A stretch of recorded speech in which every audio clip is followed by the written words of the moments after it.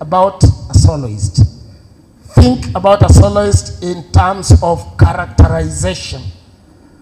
And I'm saying in order to develop a dramatic conflict, it's advisable that you have two soloists, each leading an opposing force. Dance, you will shoot yourself in the foot if you chose many characters, because you don't have enough time to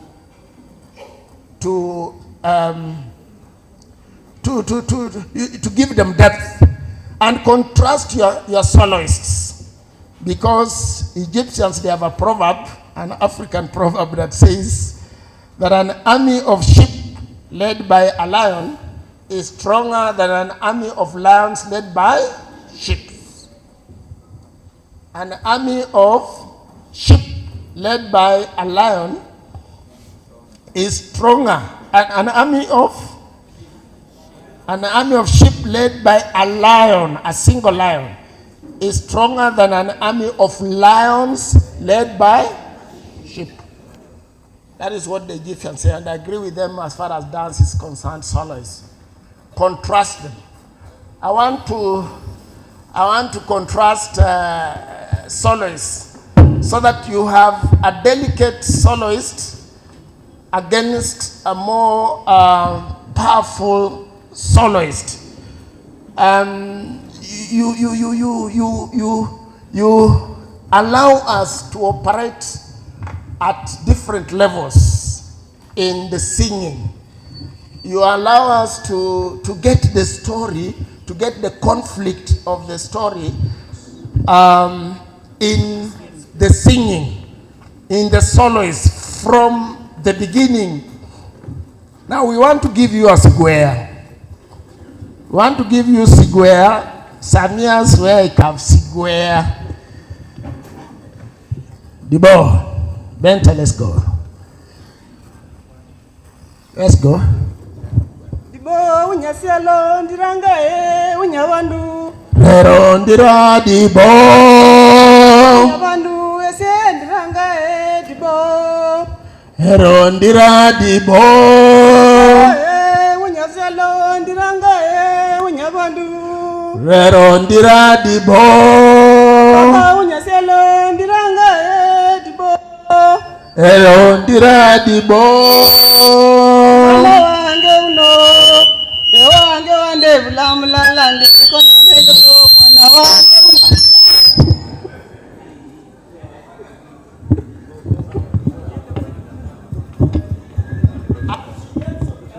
On stage.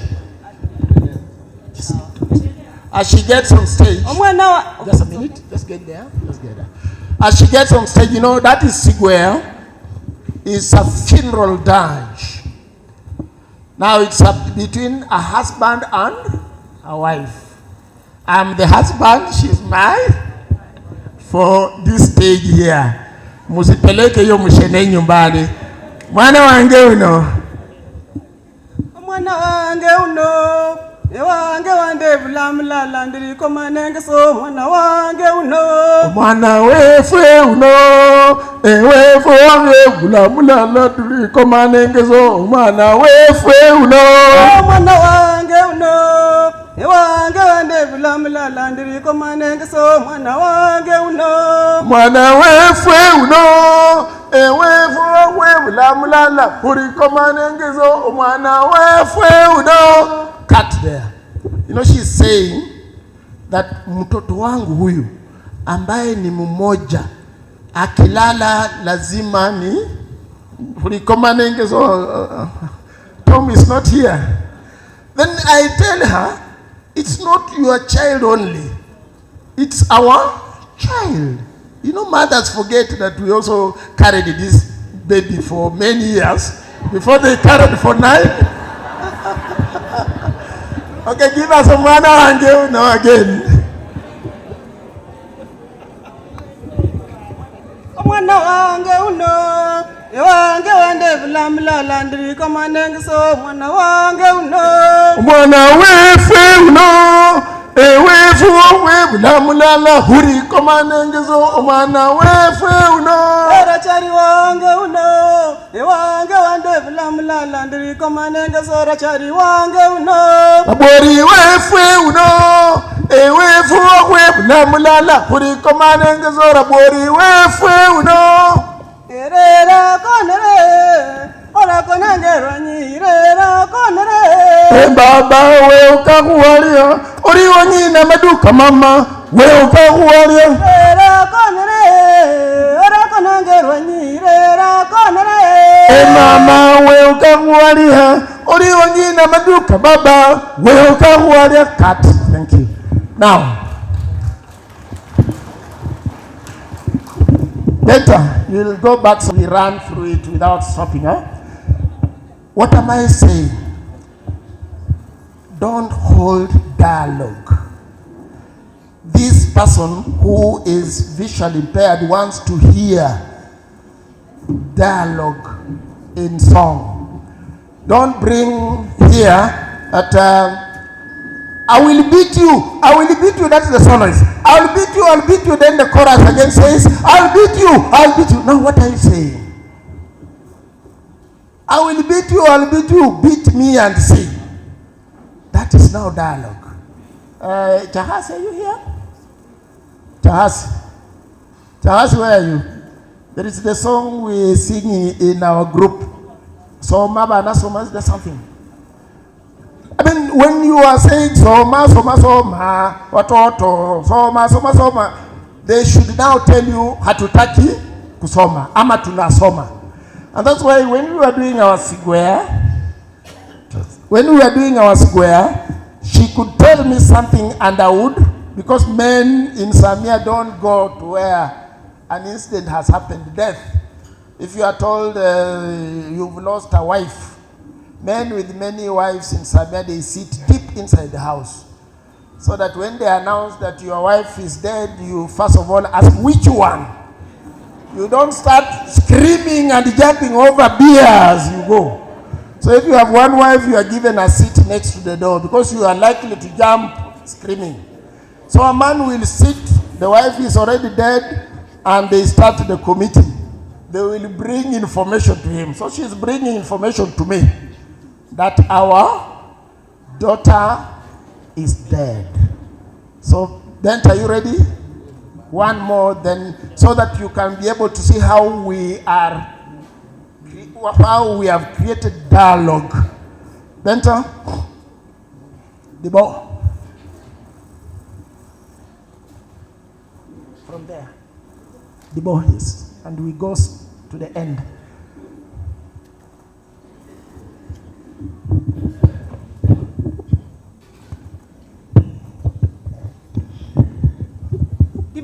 Unyaselo esiendiranga unyabandu ondira dibo unyaselo ndiranga unyabandu ondira dibo. Yes, to the end, to the end. Baba salo nesibi ndiranga unyabandu ondira dibo unyabandu salo nesibi ndiranga ondira dibo. Mwana wange uno wange wande bulamulala ndiri komanengeso mwana wange uno mwana wefe uno wefu webulamulala huri komanengeso mwana wefe uno mwana wange uno wange wande bulamulala ndiri komanengeso mwana wange uno mwana wefe uno ewefu webulamulala huri komanengeso mwana wefe uno erera konere ora konangerwa nyirera konere mama we ukakuwalia ori wanyina maduka baba we ukakuwalia erera konere ora konangerwa nyirera konere kuhu we ukakuwalia ori wanyina maduka kuhu we ukakuwalia. Tupeni makofi.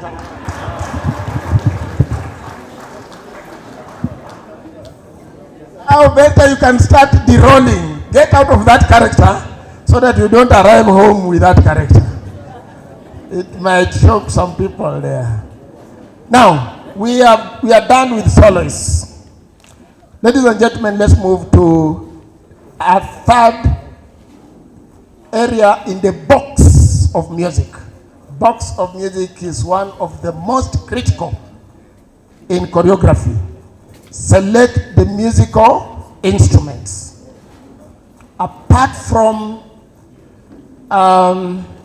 language, identifying the derivative source of a cultural creative dance. To give C of cultural weight, pick on instruments from that community. If it's a Luya dance, you know the skuti. If it's coastal Mijikenda, you know the Sengenya drum ensemble. Pick on the drums of the community. You can infuse for musicality, because we have seen saxophones, we have seen trumpets, we have seen marimba. Right, bring them in for a purpose. For the university, we have what we call theater musical. Theater musical is a band on stage. But now I want to encourage the university to try and infuse in their cultural creative dance, try and infuse the culture and the modern instruments. I think we gave it to Penina this year when she was adjudicating. We tried to bring the drum sets that could give you sukuti beats, because we want universities to prepare these people for the market. And CBE is also preparing them for the market after their 3 years in senior school. So we should begin to fuse, because the day Sauti Sol picked on African beats, they competed in the world. But now many people in Kenya, we pick on Western beats. We cannot beat the South Africans. We cannot beat the Zaire. We cannot beat the Tanzanians, because they pick on the indigenous instruments. Even Oliver Mutukuzi, I was excited this year. There was a team from Marsabit that came with some nice instrumentation. I've been to Marsabit. I did research while at Bomas on their music and dance. And basically, they deal with a skin, a dry skin, and those jingles. And I was very happy that my friend Ngare brought those instruments on the national stage. Now, the instruments should not interfere with the presentation of the dance. I don't agree many times, and I said it the first day. You know, the Luya, we are so mobile with our drums.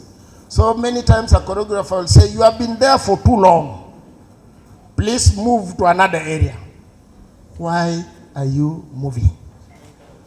They must have a reason for moving. What will you do with the Luos who put their drums down? Will they carry them? So the adjudicator, you say, those ones moved. The Sengenya with a drum ensemble, will they carry that ensemble and take it to another corner? Let those people do their business. Stage business. We move to the next box. We are through with the musical box. And please, choreographers, begin. Boxing means that you sit them down to go through all the music for Act 1, plus the instrumentation, Act 1. Once you are satisfied that the story is flowing, you've chosen the right soloist, then you move to the next box. This box is called the drama box. And this is deliberate. It comes number 2 deliberately. A drama box is supposed to give, to make, to dramatize the dance. And the language of dance is a language of movement. There is a maestro here called Charity. Give her any song, she will give you a movement. What does the song say? Welcome, city down. So which movement do we use? That is what we call drama in a cultural creative dance. Okay, we are burying, burial. We have decided on toddy. Which movement? How do we bury? Do we take? These days the graves are cemented. How do we bury? Maandamano. How do we throw the stones? Are we picking with this leg up, then hit, then back and pick with this leg up? And the gun, the askaris, how do they shoot? The traditional tu, or it is as they. That is now drama. You are dramatizing. You're putting in movements that tell the story. Dance box. That drama box, you have to work on it because you have the songs. Then now you can dramatize the music. Caution, please don't dramatize every word. Don't dramatize every word. Movement can say so many things. A picture is worth 1,000 words. So don't say everything you want to dramatize. Good morning, you want to go shake hands. How are you? You want...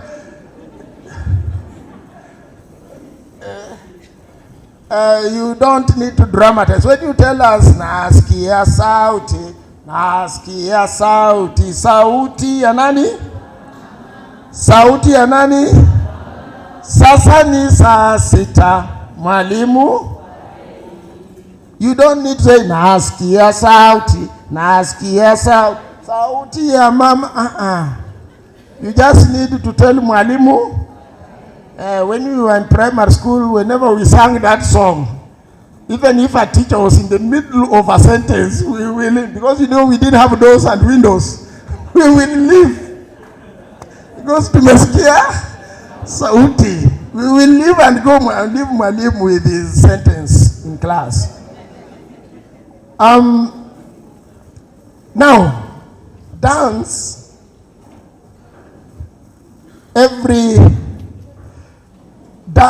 this is an area that has brought a lot of problems. The best dance or the best dancers. I've said something here, that the beauty of any choral dance is uniformity.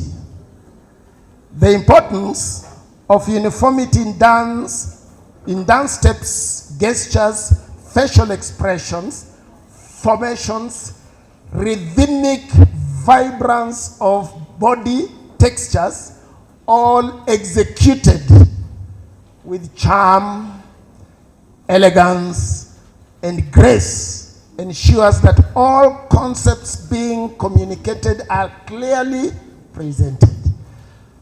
My sister principal Penina was here with a yellow, pink girl or yellow?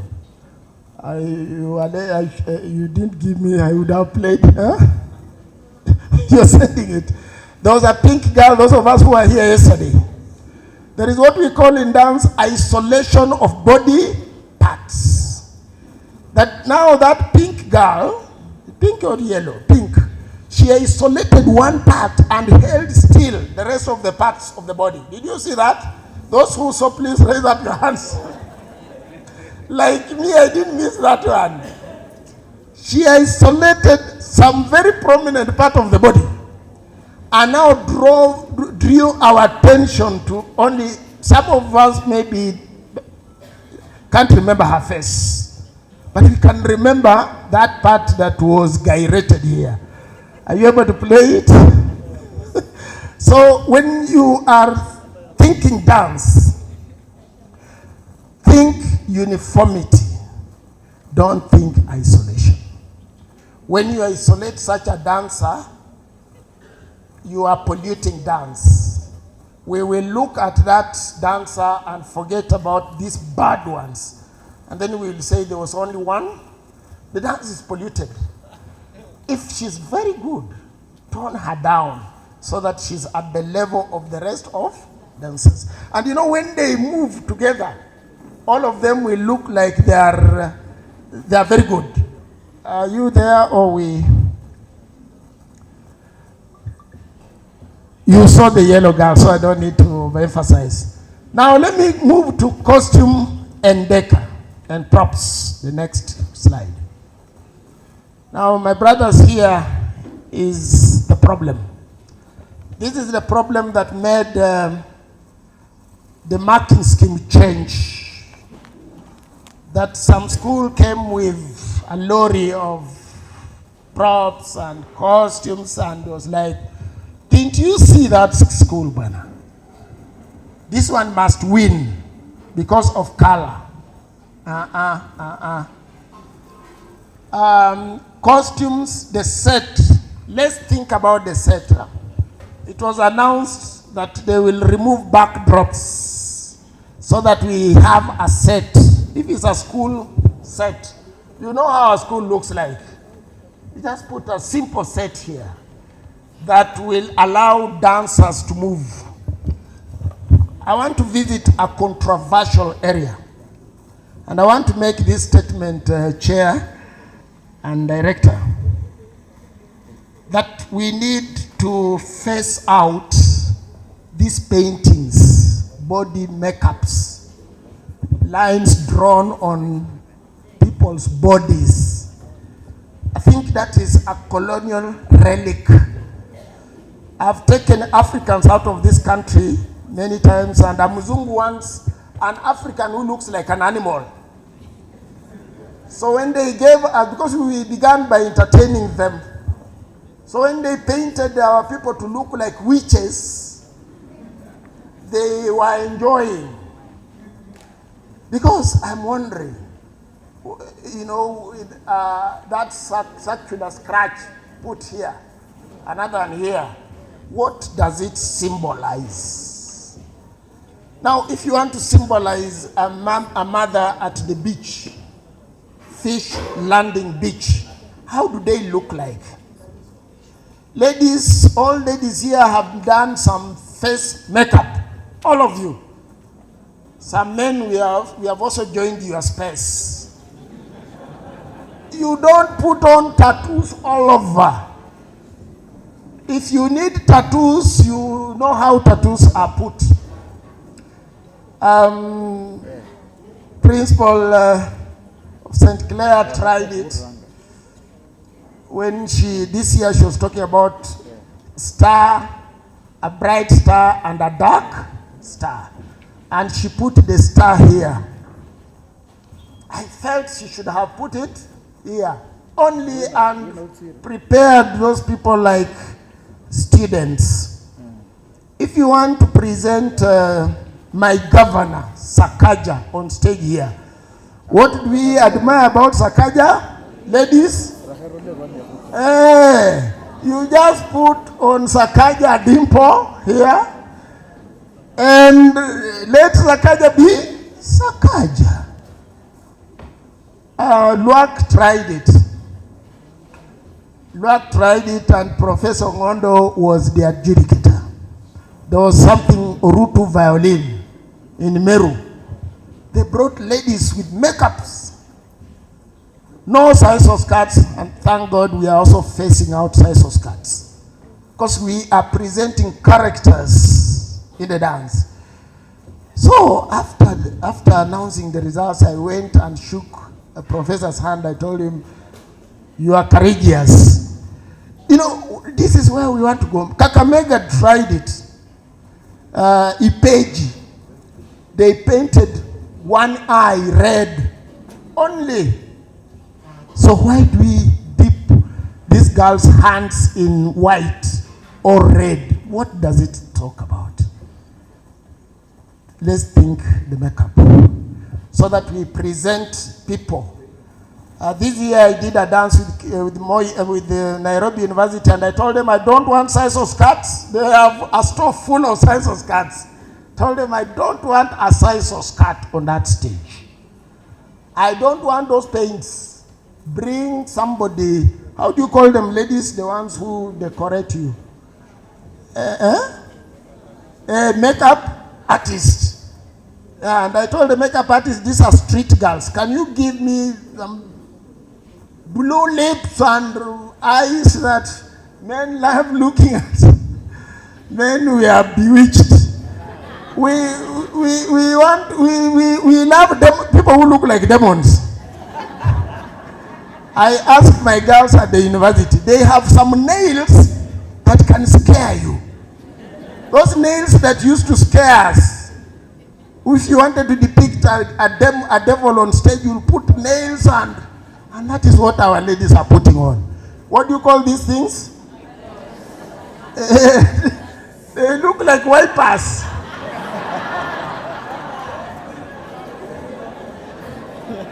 When they blink,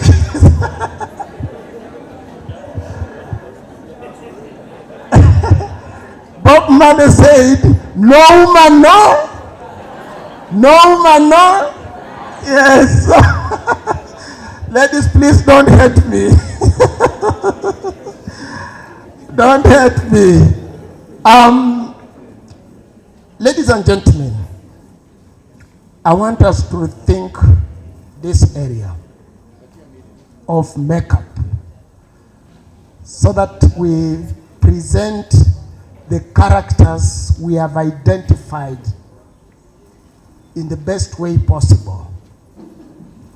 I have never seen, you're doing street girls on stage and they're in size of skirts. I have never seen this. Everything that is on stage should aid in narrating the story. Lastly, a choreographer, give me the last slide.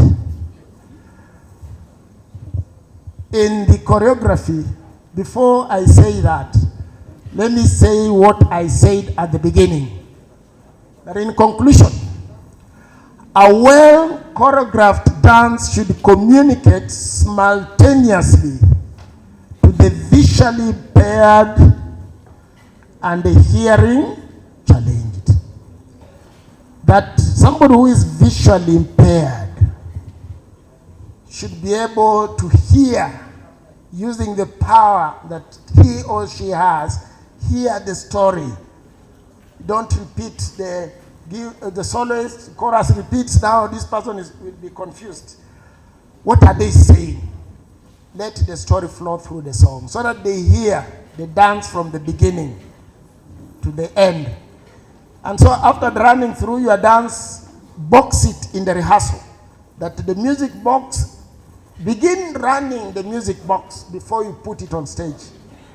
Put them in a music box, run it.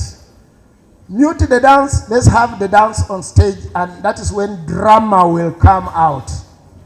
Color must help in creating the conflict. So this dance, to somebody who cannot hear, should be able to see that that is a policeman shooting.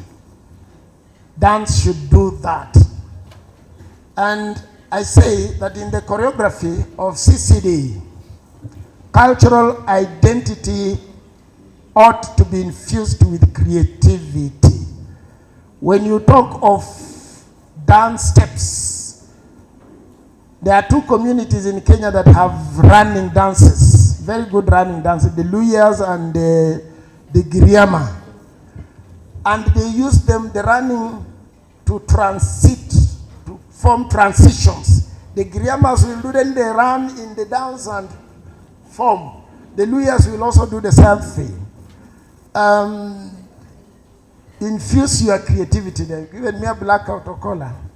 Ni sawa tu, mtu wa Manu ateswe tu. Tesa tu mtu wa Manu na ameteseka vya kutosha. I also conclude that a creative dance demands that the 4 art disciplines be blended and infused. Chairman, we need to rethink, the technical team, we need to rethink this area. Each should contribute towards the overall communication. The audience should not see the parts that make the whole as fragments or boxes.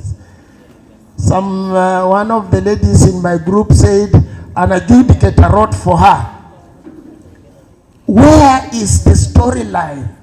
Did she say that your dance is, it was about story? Are you here, the teacher who said that? That the dance, where's the storyline in your dance? So I don't know whether this adjudicator wanted the story to be isolated from the dance. Please, adjudicators, think about what you write. Be exhaustive, write something. The storyline has holes, full stop. Which holes and where? So you should tell me that at this place it's punctured, and at the other place it's also punctured. Then I'll be able to know where you are taking me. The transitions were not smooth, full stop. What do you mean? Transition from the child arriving from school and the mother taking her to the street is not smooth. That one you will help me. Audience demand an overall effect of the whole presentation, a cohesive, culturally rooted, and visually engaging performance. God bless you.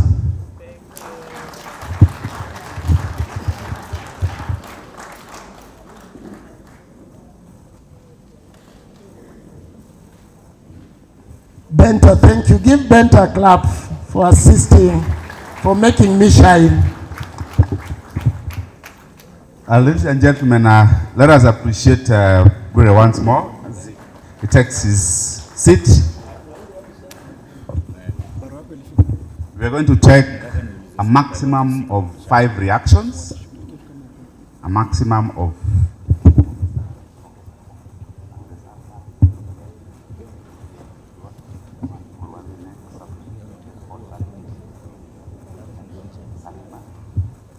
Thank you.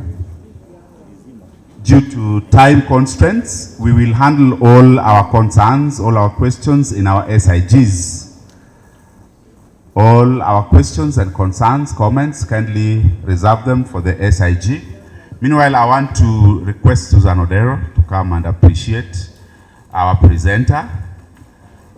Susan,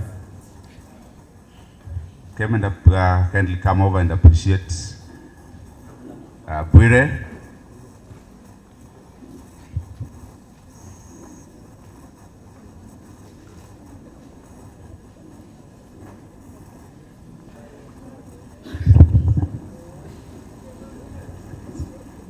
Thank you very much, Paul.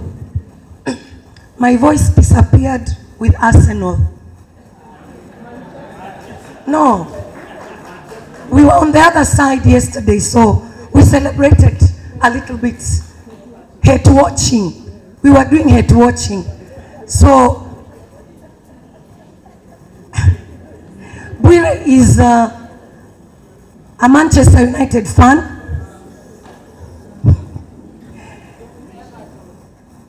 They were beaten by a small team. But I'm here to congratulate. Imagine is imagine. Mr. Bwire was my teacher. I knew him back then. I've done dances with him. He's a great man.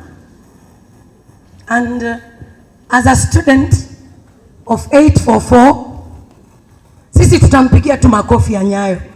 kwa sababu sisi tunajua tu makofi ya Nyayo. Thank you very much, Mr. Bwire. I want to believe that when we come from here, all of us will be in a position to choreograph a cultural creative dance. Tutampatia makofi ya Nyayo, makofi 3. Na moja alikuwa nasema tunafunga na kufungua vile timu yake ya Manchester United ilifungwa na watu 10.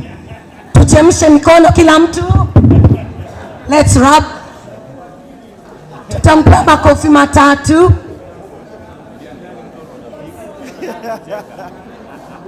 Kama goalkeeper wa Man U. Hamilton High. Hamilton High.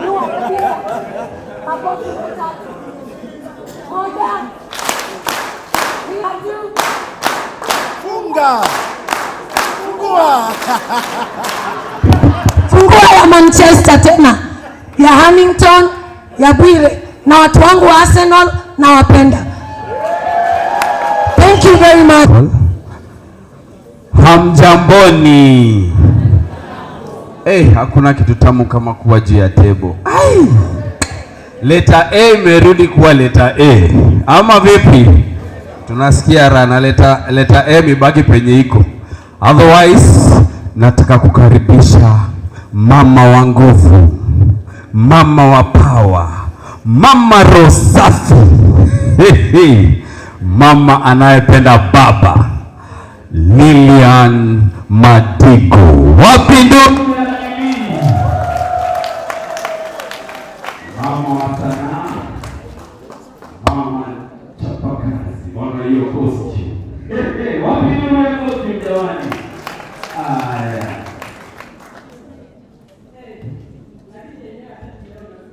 Mama wa nguvu. I'm lonely here. Feeling lonely.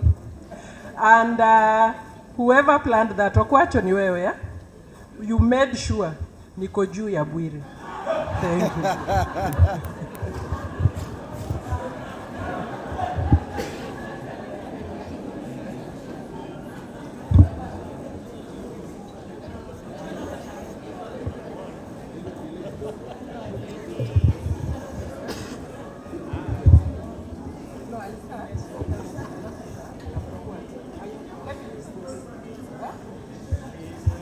My technician tells me ni delay kidogo, but because of time, nimemwambia atanipata, we can continue. Si ndio? Now, I feel so privileged to stand before you to talk about people who are so, or a topic that is so close or so dear to me, the young ones. And the title of the paper, Little Heroes Digital Stages, Sparking Creativity and Imagination in Young Minds for National Development. So I'm here to talk about heroes, mashujaa, and not heroes kutoka Hollywood. Heroes who don our stages, the young minds that we work with back in school. And before I start, there are people that we really ignore. People who work with these young minds, these young heroes. Mwalimu wa ECD. Hawa watu ni watu wa nguvu, isn't it? Imagine, chair, someone who taught you to write Christopher. Christopher has 10 letters. Joseph, 7 letters. Odhiambo, 9 letters. Siwe mtu ni hero. Imagine you as a parent, you have one, umeza mtoto wa 4 years, you take that child to school, hajui chochote. And there is a person who will work magic na huyu mtoto. After 1 month, anaweza andika letters, anaweza andika numbers, anaweza identify these letters, na andike jina Christopher Joseph Odhiambo. my heroes, wherever you are. Just stand up so that we give you your flowers. Mahali huko simama. Wale trainers, teachers. Hey, can we hear it?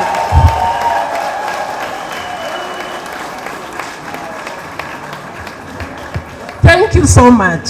These are very serious people.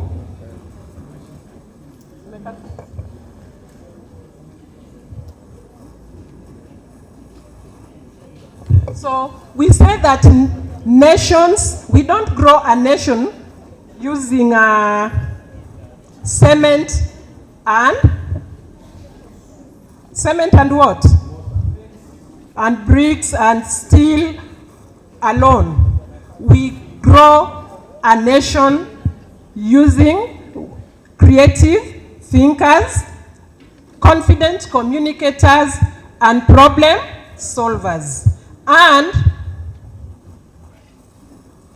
all of these, or all of which, are first rehearsed. You know, the problem solvers, the critical thinkers, they are first rehearsed on a small stage, the early years stage. So you are familiar with this statement, leaders of tomorrow. Leaders of tomorrow, sio majenzi, ni hawa wadogo, isn't it? We start from there. So if you get it wrong from that early stage, believe you me, you will have a nation that is just wrong. So, why early years? So, before a child could actually even write a paragraph, before they can even solve any equation, before they can even tie their shoelaces, they always act out life.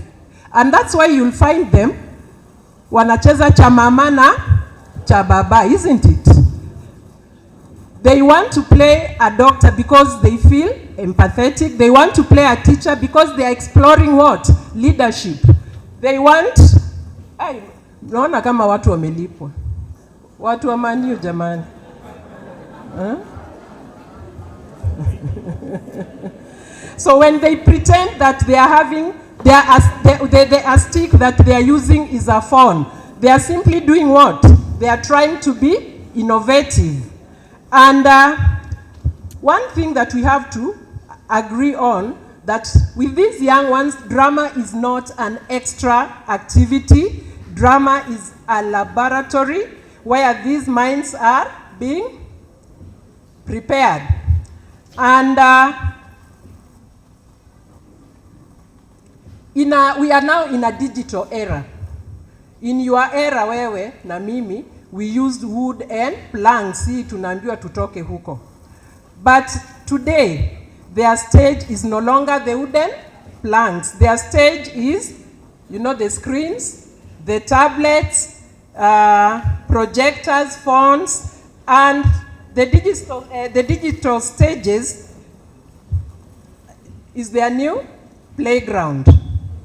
So let's teach because it's here with us. So the only thing that we need to do is to teach our young ones on how to do what?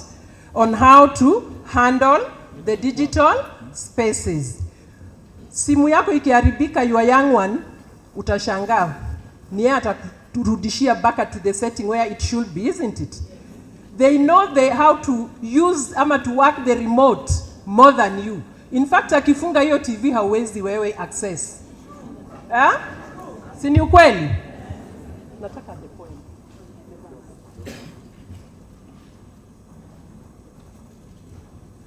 Okay. Alright, nazuia. Okay. So, the speakers who have been here, wameongea, everybody ameongea kuhusu the story, how you make a story, the ideation. So we want to go through how we come up with stories, how we perform these stories, we got through together, and then we see.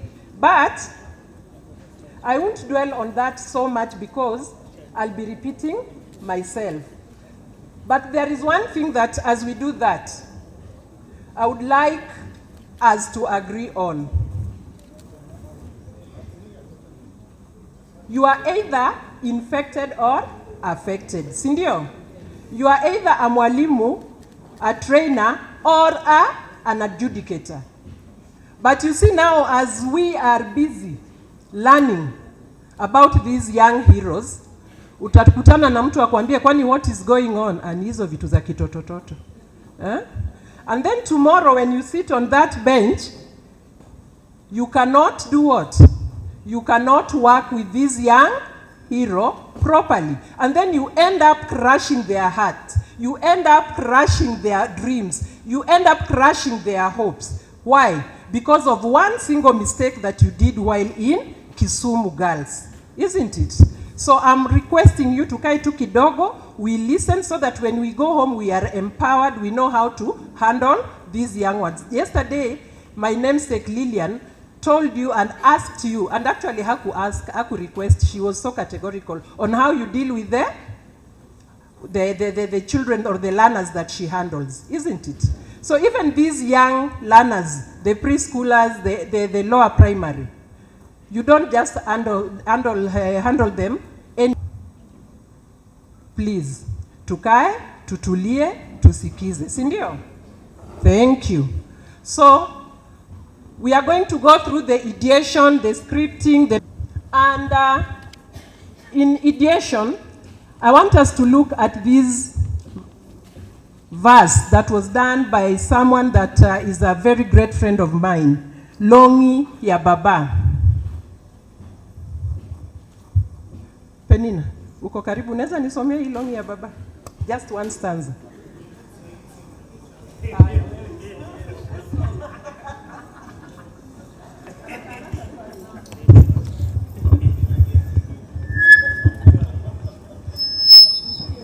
Longi ya Baba.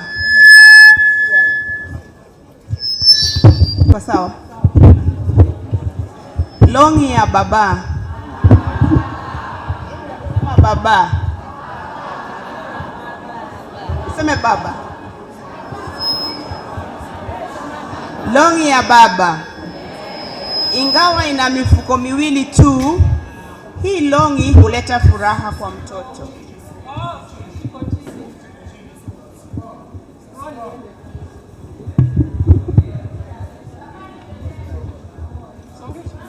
Pandisha juu. Wanasema iko chini. Pandisha. Hiyo ni synopsis, panda juu.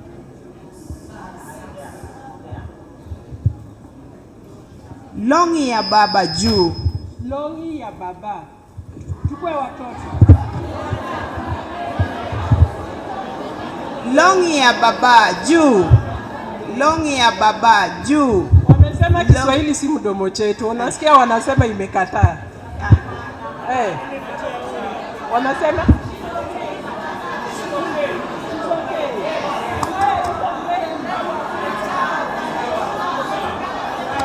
why are you complaining? Oh, akuje juu. Mtoto akue mtoto. Ambaye kama mtoto. Longi ya baba juu. Longi ya baba juu. Longi ya baba juu. Juu sana. Longi hii naipenda. Hata mama aipenda. Na nyanyangu aipenda. Sisi sote twaipenda. Longi ya baba iko juu. Kila siku hii longi huleta furaha nyingi. Inayo pesa nyingi kushinda hata benki. Longi ya baba iko juu. Tukienda supermarketi, kapu hujaa paketi. Na baba yangu hateti. Kwenye longi iko noti. Longi ya baba iko juu. Na cha mama kibeti, furaha hakileti. Kizito kama mabati, pesa ndani haupati. Longi ya baba iko juu. Nyanya kibeti mebeba, mama kibeti imebeba, toto kibeti imebeba, na pesa hakijabeba. Longi ya baba iko juu, ma nataka soda kubwa, nataka keki kubwa, nataka yai kubwa, nataka kubwa Nyamaza ndi. Kisirani mi sipendi, kuombwa mi sipendi, sipendi na sipendi. Pesa mimi sipandi. Hebu enda kwa dadi. Kwa baba ninaenda, kwa machozi ninaenda, kwenye kiti ninapanda, guu ya baba napanda. Anatazama kandanda ambayo anaipenda.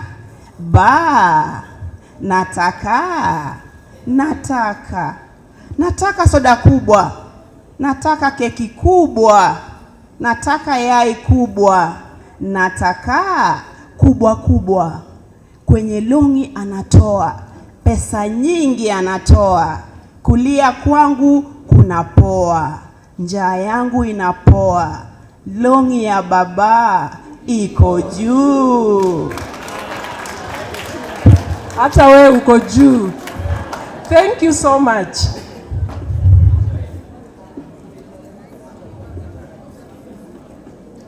Longi ya baba.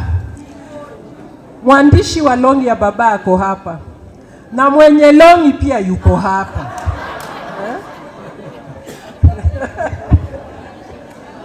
I want to ask you something.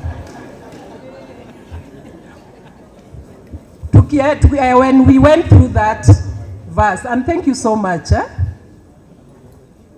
She did well. Situmpe moja tu. Now, as we were going through that, I don't know kama kuna kitu was going through your mind. About huyu baba na mama. There must be something that prompted the writer to come up with this, isn't it?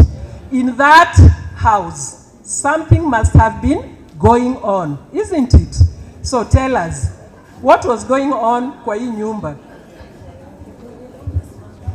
Mwenye longi? Haya, mwenye longi asimame. Labda tujue sababu gani longi ilitokea. Haya, ndio huyu mwenye longi. And actually this is the truth, because the verse, the ideation came from his trouser. Every time, okay, when I talk of his trouser, hebu ibaki kwa mfuko wa dadi vile mtoto amesema. Now my children will wake up in the morning. Hebu nataka kununua kitu fulani. Then when I tell them sina pesa, then they get shocked. Na usichukue kwa mfuko wa longi ya dadi. They believed that their dad's pocket never lacked money. Sini ukweli? Lakini kibeti cha mama. Kibeti cha mama. Kina nyanya kibeti. You see nowadays, ladies, we have these handbags. Kate, thank you. These handbags that come in fours. Kuna ile kubwa, ndani ya kubwa kuna ndogo kidogo, alafu kuna ile ingine. So kuna nyanya kibeti, kuna mama kibeti, mpaka kuna toto kibeti. But still hata ndani ya hiyo toto kibeti hakuna pesa. Kwa hivyo longi ya baba iko wapi?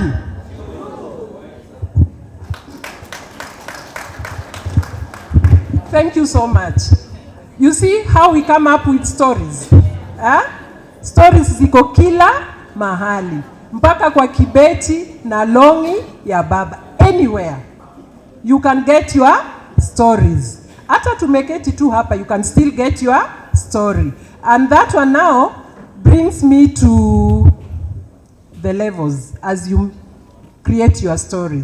We've agreed since day one that as you script your stories, then you should understand the learner that you are scripting for, isn't it? And here, I know, iko kwa rule book, but let us go through it again. We have the PP1, PP2, that is the primary items. We have the dramatized solo verse, that is age limit 4 to 5 years. How many minutes? Maximum cast. There was one time someone asked how many people perform a solo verse. Are you getting the joke? A solo is 1, but this second person is backup, depth, squad depth. Are you getting it? So you must have your squad depth, because if that other one gets sick or something happens, at least you still have a fallback plan, isn't it? So, 2. And then we have the dramatized choral verse. That is again, we are dealing with here 4 to 5. How many minutes? How many people in the cast? Then we have the dramatized singing game where we have 20. How many minutes? Now, in my language, or my culture, we say, chagweno to chanyaka ogwang. Yani, blame the chicken and also blame, as you blame the mongoose, also blame the... Why? Kuku ilienda kutafuta nini kwa fence, ndio ishikwe huko. Teachers, trainers. When you are choosing your learners, your cast, kwa nini uanze corruption at that early age? And then you are the one who is busy, adjudicators are corrupt, our leaders are corrupt, kila mtu ni corrupt, na ni wewe ulianza corruption. Instead of using this, because nowadays, this group is domiciled in a primary school, instead of using the ones you have the correct age bracket, you walk to grade 2. Yani you are so, inaitwa nini? Inaitwa ile, yani haujali, you even skip grade 1. You go to grade, unaambia mwalimu wa grade 1, give me wale wadogo, wale wenye wanakaa kama, to come and do what? Present for you. There is, as I was dealing with my team, I'll introduce them. One of them told me, I felt so bad. Watoto wamekuja, we can actually see, watoto wanakaa wakubwa, but the height, unaona ni wadogo. And then a parent has come also to watch the child perform. And then, mwalimu, na wanajuana na mwalimu of the other school. Akamwambia, oh, you are here, you are also here, ati I'm also here. Umekuja kuona nani? Ati nimekuja kuona my girl is performing. Yupi? Ule wa grade 2. So, let us be honest. Sindio? Let us be honest. Wacha kuleta watoto wa grade 2 to perform PP1, PP2 items. Sawa sawa? And then, just move. Then we have the lower primary, that is grade 1 to grade 3. They have the dramatized solo verse, that is age limit 6 to 8 years. The time is 4 minutes. Cast 2, dramatized choral verse. They also have 4 minutes and 16 cast members. Sawa sawa? So you as an adjudicator, how will you identify or unaweza aje kujua huyu mtoto si wa PP1, huyu mtoto ni wa grade 2? Wrong. And they also like imitating. Whatever you do, if you do the wrong thing, they will produce the wrong thing. There is a video I want us to watch. Kadogo, took a clip.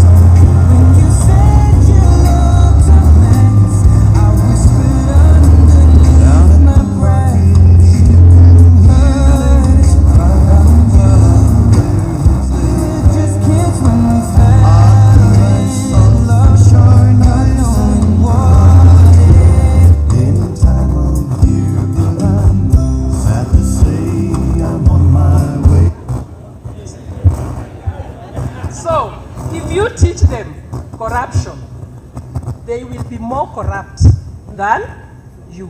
Okay? Because they imitate what you are doing. Then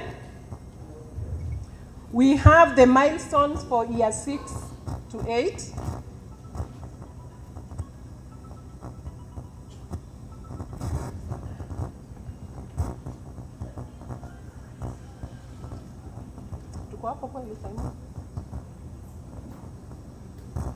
So year 6 and 8, they've grown, and they can even share. They cooperate, they have those emotions, okay? They want to play alone, but they can also play with friends, and they have occasional temper tantrums.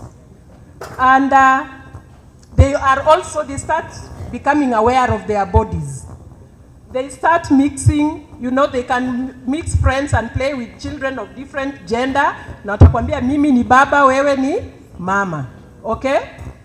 Then they can also they enjoy actually having clubs. I don't know whether you've experienced this. As a teacher who deals with these learners, today yeye ni scout. Unalipa pesa ya scout. Tomorrow anakuambia sasa yeye ni ameingia kwa swimming. Unamuuliza what about scout? Ati so and so amejoin scout. The next day anakuambia mimi sasa niko drama. So they keep on.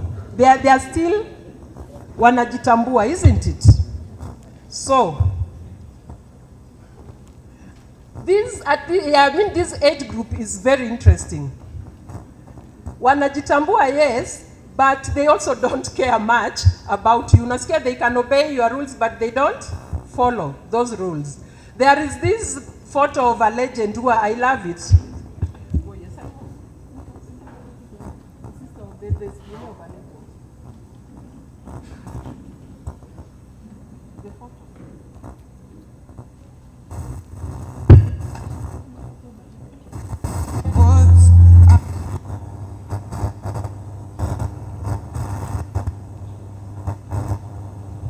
Who normally comes home ameparara, alitumwa kwa duka. So you know him? Who is always waiting for the disciplinary committee to decide his fate.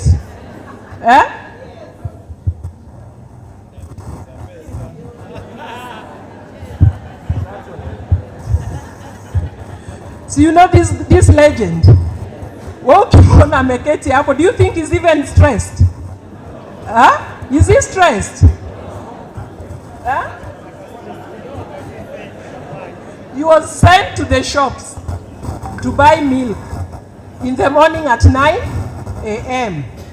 He went, did his things, scored the hat-trick wherever he was, comes home without the milk, without the money, hajui pesa iko wapi, hajui, and he's even wondering unamuuliza nini. And mind you, akimaliza ataingia hata kwa bed hivyo hivyo. So when dealing with them, na majani ama kiberiti na 2 eggs, anaenda kianza kiberiti 2 eggs, kiberiti 2 eggs, 2 eggs kiberiti. By the time anafika kwa duka, anarudi nyumbani na nini? Na omo. Na ukikasirika na wonder why. They wonder why.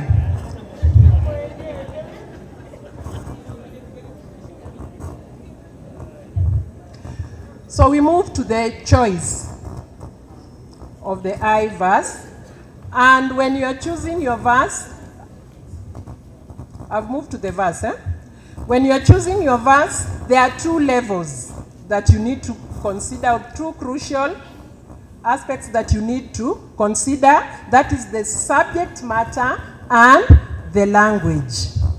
Once you come up with whatever you want to talk about, or you want the learners to do, then consider the language that you are going to use.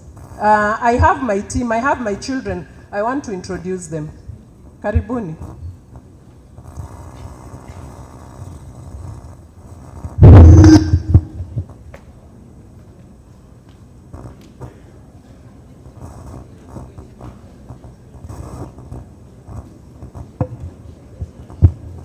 So I have teacher Sarah.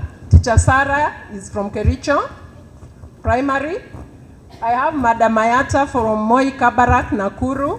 I have Mwalimu Boniface from Greenville, Kericho, Eldoret, sorry. Teacher Selina, I'm her boss, so yeye lazima kuwe tu hapa. And then there is Mwalimu Yvonne from Ganjoni, Mombasa, and they are here to help me with this presentation. Actually, I consulted with them a lot, and we've chosen our subject matter or whatever we want to use. What language would you use?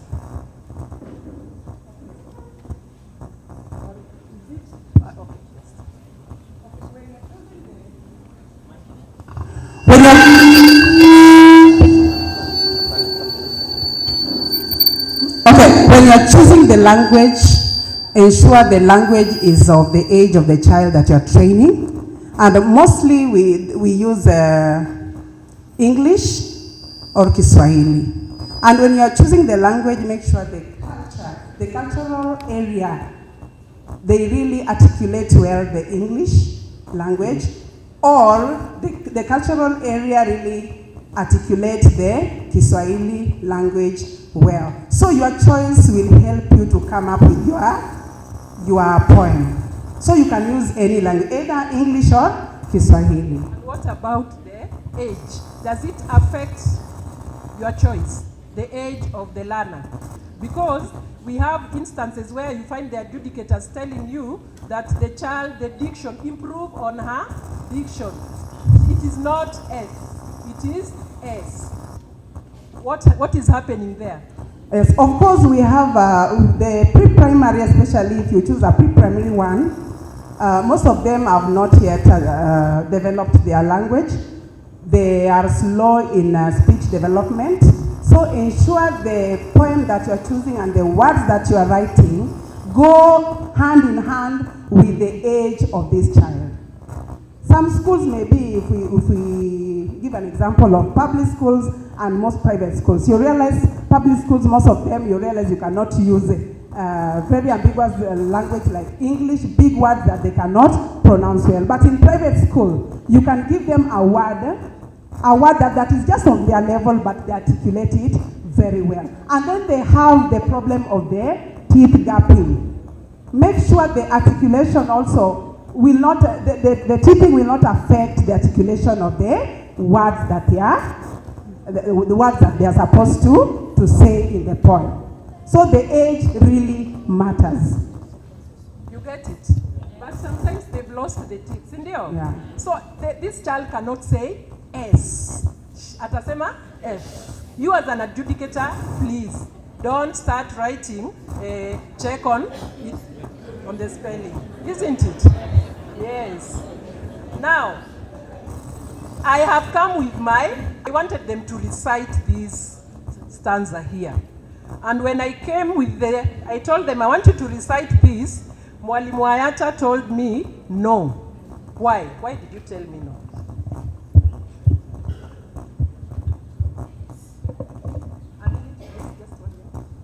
Okay, thank you very much, our facilitator. Why we refused this, you know, at times there are words, you look at your kids, there are words that they cannot pronounce easily. So you have to study your students. Are they able to speak out these words? So in this case, as students, we refused because there are some words here, Kiswahili, si midomo changu. So the teacher must give me that right word that I want. So we have to choose together with my teacher. So my teacher must ask me that, are you okay with this word? I say, yes, teacher, I want this word. So you build it together with them. Thank you. Thank you. And another thing is the cultural, not cultural, but you are what? The catchment area. That's the word I was looking for. The catchment area. Like from where I come, if I introduce this to nataka kukula omena, my kids will not relate. Because how wanaenda KFC, they eat pizza, Sasa ukianza omena, they are looking at you like.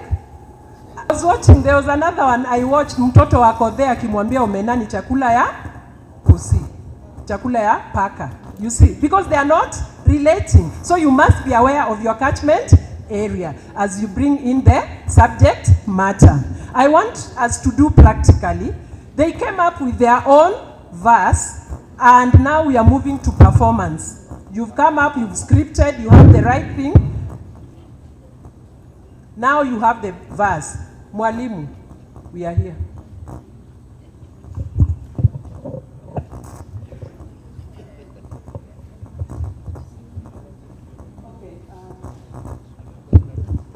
Okay, thank you so much. Now, when we now want to really train, there is a verse here that we just created, just a stanza. So the first thing, if you are doing the auditioning of your children, so remember, I'm dealing with the preschool. And in this case, they don't know, some of them do not know how to read the long words.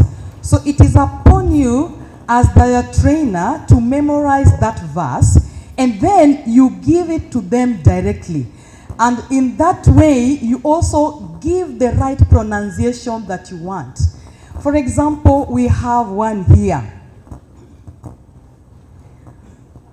Tunatafuta kalamu. Sema. Sema. Tunatafuta. Lakini yangu iko. Hii ni yangu. Sema. Rudia nyuma yangu, baby. Baby. Tunatafuta kalamu. Tunatafuta kalamu. Wonderful. Wow. Tunatafuta kalamu. Kalamu tafuta. Very good girl. I'm saying tunatafuta. Tunatafuta kalamu. Kamula. Kalamu. Kalamu. Tunatafuta kalamu. Tunatafuta kalamu. Good girl. Baby, baby. Baby. I love you, baby. I love you, teacher.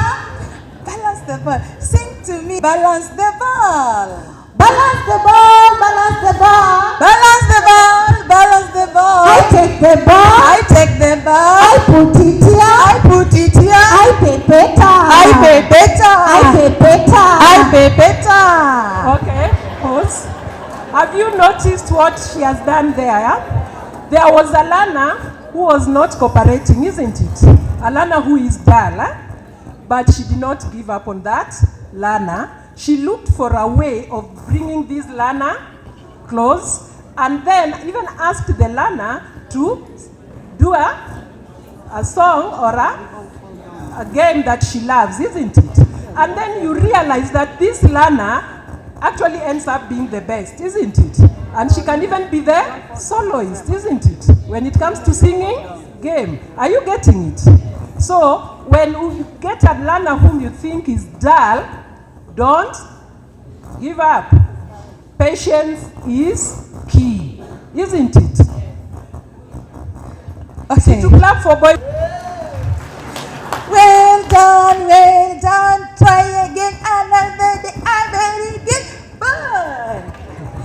Tunatafuta kalamu. Tunatafuta kalamu. Baby boy. You know you're a good boy. Don't do that. That is bad. Tunatafuta kalamu. Tunatafuta kalamu. Kalamu. Very good boy. Thank you. So clap for them. Now, you realize that we rarely have male teachers, isn't it? Teaching the learners. Kuna wengine wako ndani hapa. We need to appreciate you too. Simama tu appreciate, please.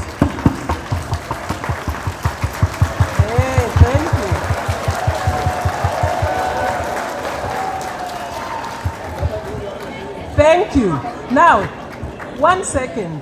How do you do it such that they don't fear you? Not your men, you are the first version. Women, we know, are the latest version of creation, isn't it? How do you do it so that hawaogopi? Thank you, our facilitator. Good morning, everyone.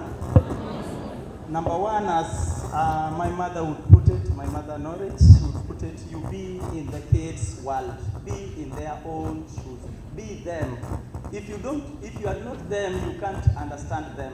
So go where they are, go to the dining hall, go to the field where they are, play with them, understand their language, understand what they are doing, and come up with various stories that can bring the characters that you want. That is how you will understand. They will not fear you by the end of the day. So be in their own world. Thank you. Thank you.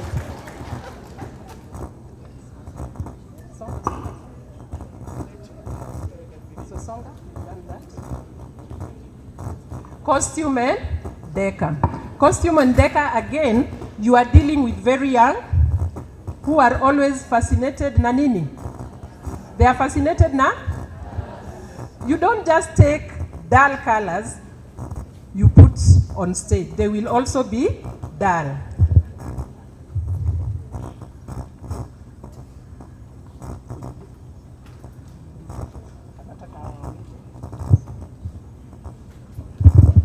Now, I want to choose costume and Deca for my learners.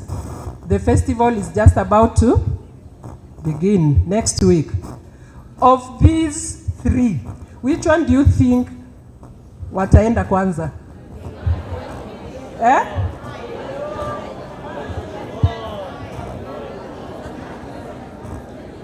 First wataingia wapi? Hapa. And then orange. But do you think black will be best for them? Huh? No, isn't it? So, choose a color that is friendly to the child, to the eye of the child. And you know, when you give them those colors, they feel good about them. And then if you even have the new costumes and the props, be very careful. Make sure that they put them on hata kama ni a week or so to the festival, because if you give them the costumes that they are not used to, they've not rehearsed with them, they will go on stage and what will they do? Huh? Yeah, they will keep on admiring themselves. Sindio? Thank you. I want us to move to the singing game. Haraka haraka.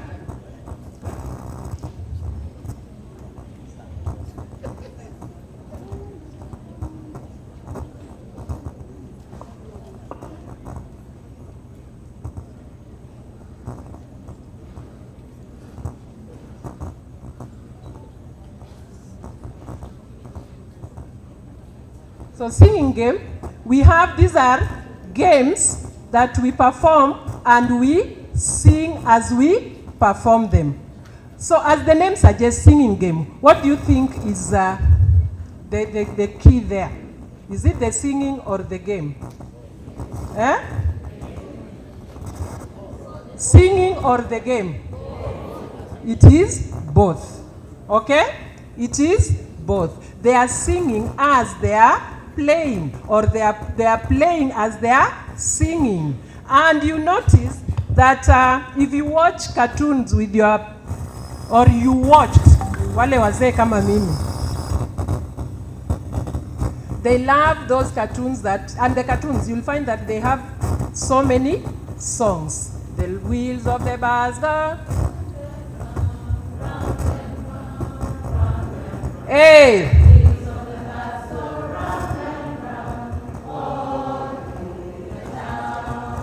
Great. So we have types of singing games. We have what we call calling rhymes. And we are going to do them practically here. Tukimaliza, tumefunga. So, watoto wangu nani anafanya calling rhymes? Thank you so much, Madam Boss. And thank you so much, our facilitators and everyone. Okay, these calling rhymes We can also call them call and response song. These are songs done by learners.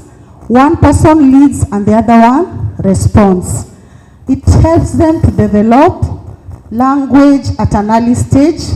It helps them to have self-confidence. It helps the learner to be able to participate with one another. It's because it's the teacher mwenye ana encourage mtoto. For example, if I was the learner who was reciting that poem and you being my teachers, mimi kama mtoto muoga ningelia. Lakini mwalimu anatufunza, unasema watoto wanarudia na wanapata yale maneno and they are able to acquire their language at an early age. So we are going to sing a song, alafu watoto wangu watanifuata. Twende tukawinde, tukawinde kipepeo. Kipepo ni wai, kipepo ni wa, ni wa.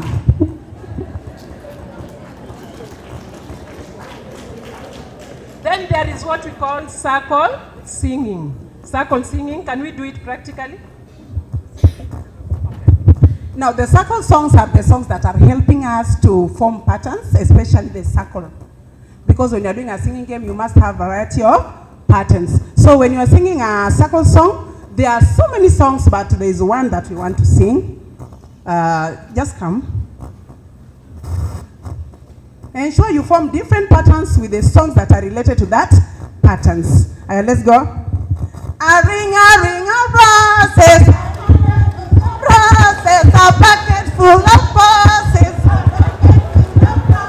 A tissue, we all fall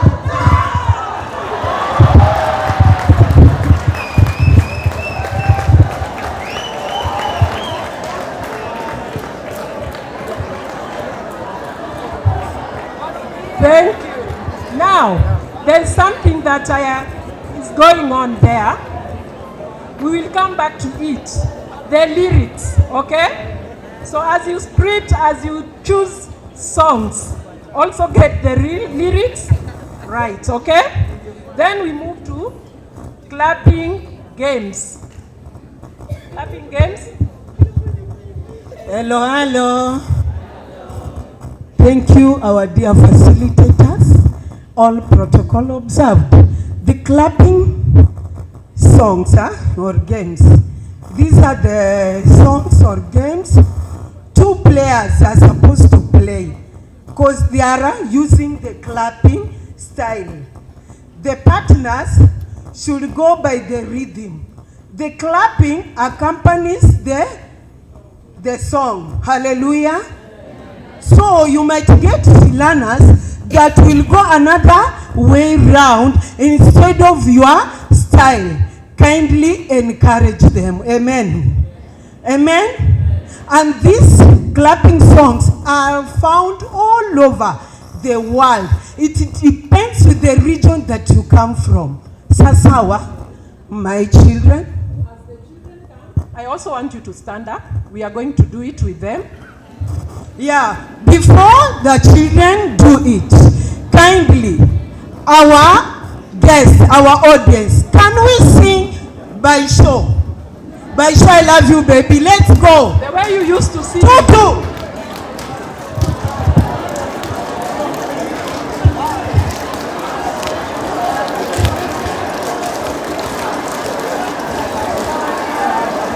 Hey! Stop! Hallelujah! Hallelujah! This is a wonderful church. This is a wonderful church. Nikitaka kupata hapo sadaka naweza pata sadaka nyingi. Amen. Kila mtu ameshikwa na roho. Stop. Stop. Okay. Stop. Get the right words. Get the right wordings. We don't say by sure I love you, baby, but we say I swore I love you, baby. not by show. I saw I love you, baby. You gave it to the sun. The sun, Ayonda. The Ayonda to the man to the bush quickly. I've heard you people saying, hello, hello. Get the right words, honorable adjudicator. Watoto eh. Watoto eh. Watoto ha. Ati sere 1, 2. Tata boni sere 1. We say 1, 2, 3. And that is a bonus. Hey, yeah. We say that is a bonus. And that is exactly what we make mistakes. Honorable judicators, unapea number the wrong person. Whoever sang the right thing unamwangusha. Yule mama pata, by show I love you baby, unampea. Na yule amesema I swore unamwangusha. Haya, I swore I love you baby. Twende my children. Kila mtu na partner wake by show. I swore I love you baby. You gave that to the sun to me yonder, the yonder to the man to the bush quickly. Say 1, 2, 3. That's our bonus.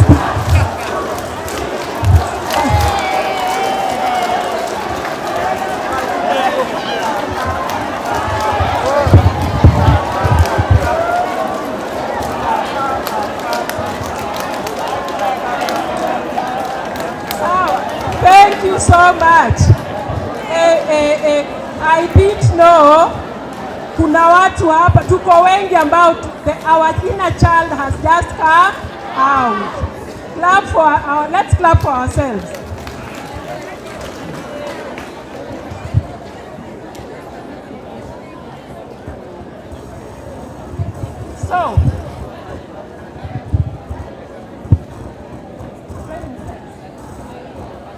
So, you have your song, you have your cast. How do you go about it? We've seen it practically.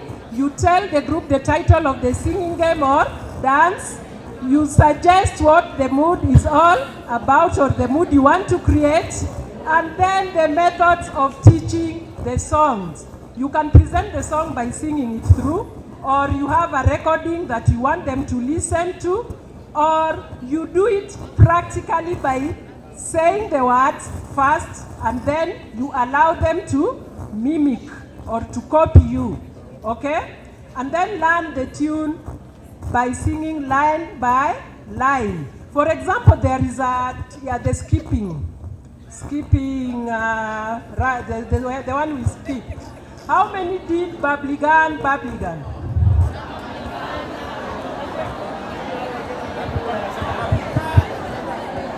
And we only began to realize that it is not bubblygun, it is bubblyvan. So as you do it, give them line and give them the right lyrics, isn't it?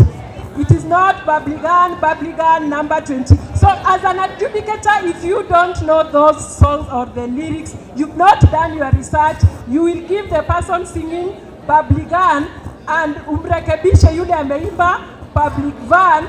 Imagine how embarrassing it is. Kwa comment umeandika, please, it is not public van, it is bubbly van. Sawa sawa.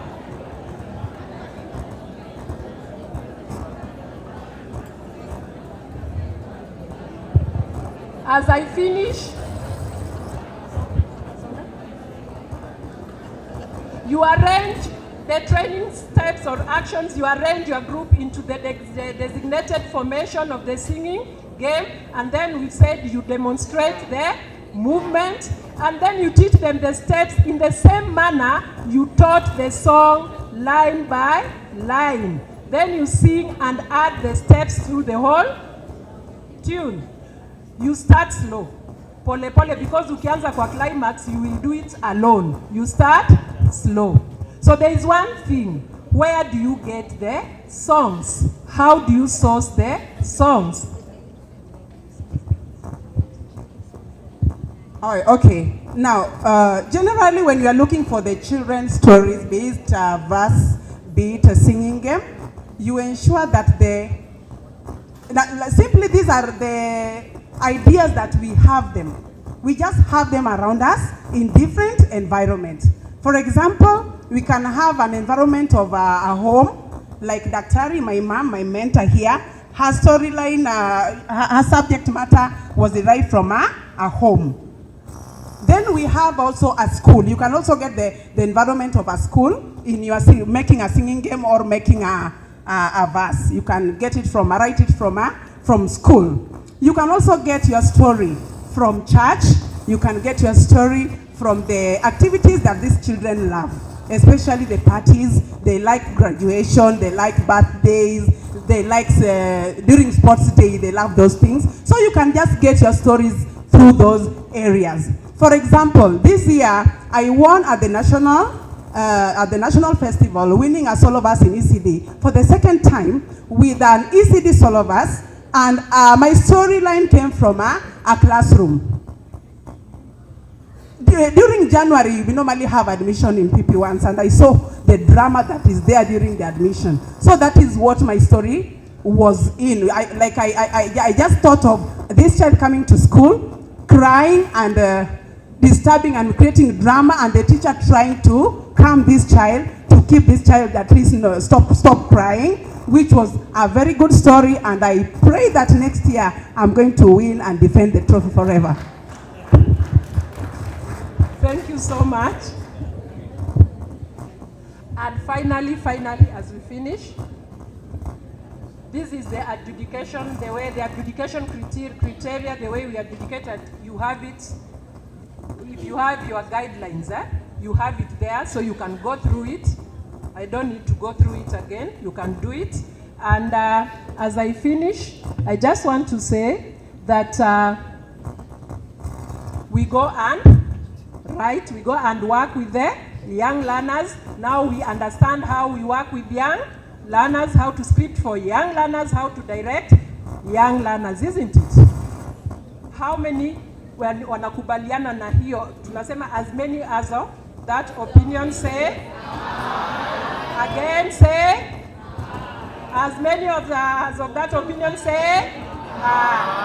And the ayes have it. Thank you. So as we finish, we have a verse, wamalize nayo, and then you clap for us, isn't it?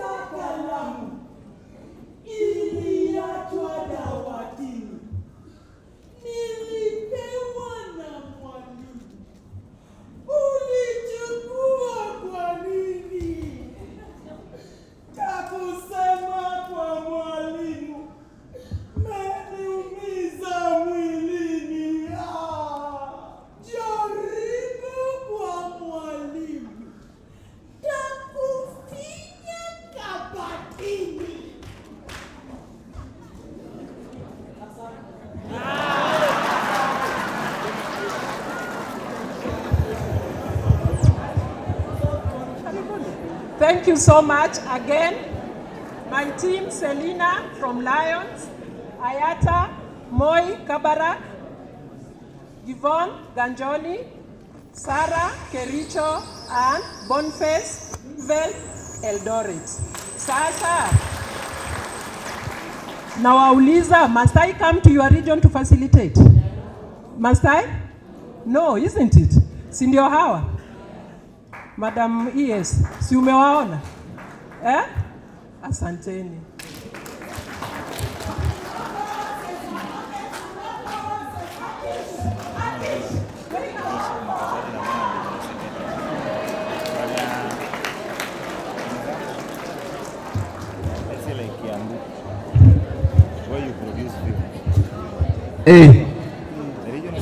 Niliwaambia ni mama wa pao. Wapi makofi jamani?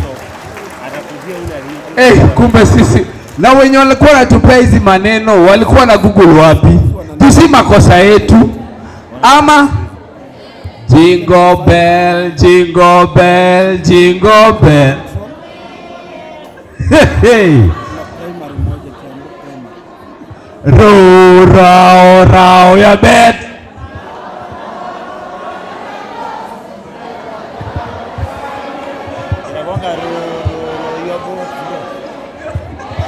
Mwafrika.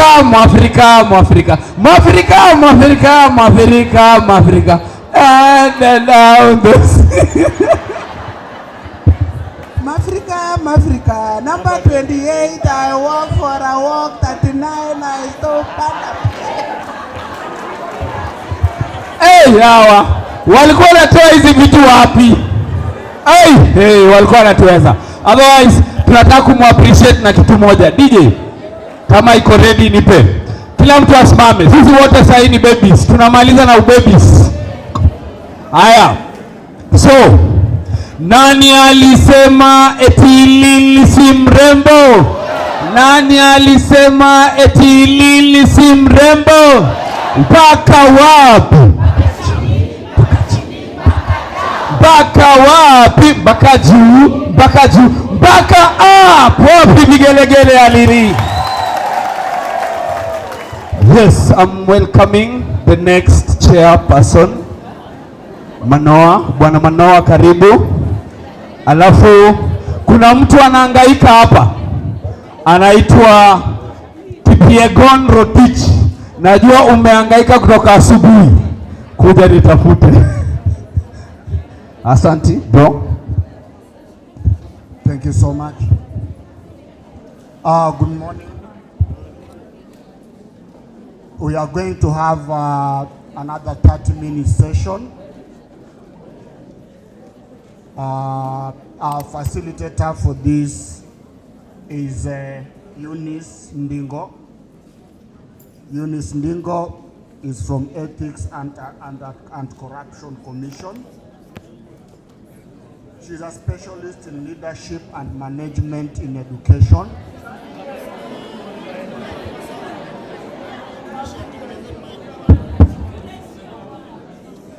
Okay, I'm improving. Though my voice did not go with the arsenal, but I'm improving. Our next facilitator is Eunice Ndingo, works with Ethics and Anti-Corruption Commission. She is a specialist in leadership and management in education, currently pursuing a PhD on the same. May we welcome Madam Eunice Ndingo.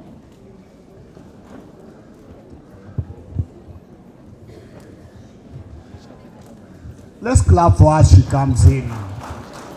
Bado hajafika.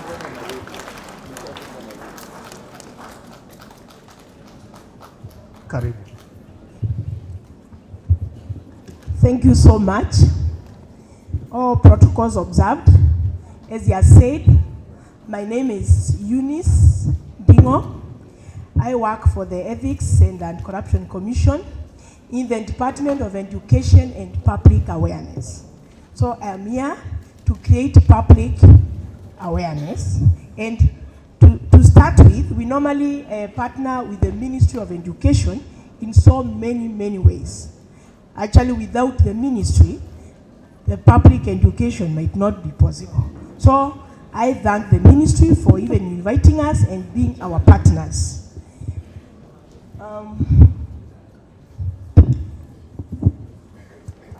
Those are the objectives of the session. And before I even can talk about the word corruption, is there corruption in drama? Not at that level you are thinking about. Hello? I'm saying not at that level. Just as you begin planning for drama. Is there corruption? Now let us look at it. How does it manifest itself? From the patrons.